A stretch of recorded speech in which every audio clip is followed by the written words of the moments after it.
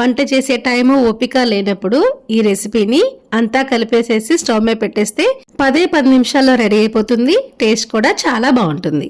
Pan లోనే 1 cup పెరుగు, 1 పెద్ద ఉల్లిపాయ, 1 హాఫ్ టేబుల్ స్పూన్ అల్లం వెల్లుల్లి పేస్టు, చిన్న దాల్చిన చెక్క, 1 బిర్యానీ ఆకు, 1/2 టీ స్పూన్ మిరియాలు, కొంచెం కసూరి మేతి, రుచికి సరిపడా ఉప్పు, కట్ చేసుకున్న 200 గ్రామ్స్ పన్నీర్ ముక్కలు, 1/2 టీ స్పూన్ జీలకర్ర పొడి, 1 టీ స్పూన్ ధనియాల పొడి, 1/2 టేబుల్ స్పూన్ కారము, 1/2 టీ స్పూన్ పసుపు, కూరకు సరిపడా ఆయిల్, అలానే 1 చెక్క నిమ్మరసం కూడా వేసేసుకొని వీటన్నిటిని కూడా మంచిగా కలిపేసేసుకోవాలి. ఇదంతా కూడా చక్కగా కలిసిపోయిన తర్వాత ఇప్పుడు దీన్ని మూత పెట్టేసేసుకొని 1 పావు గంట సేపు పక్కన పెట్టేసేసుకోవాలి.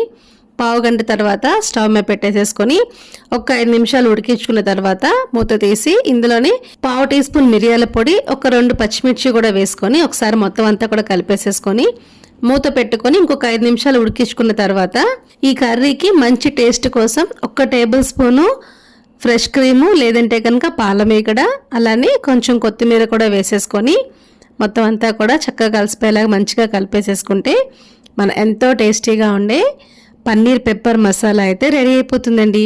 ఈ కర్రీని చపాతీ, రోటీ, నాన్తోనే కాకుండా వైట్ రైస్, జీరా రైస్తో తీసుకున్నా కూడా చాలా బాగుంటుంది.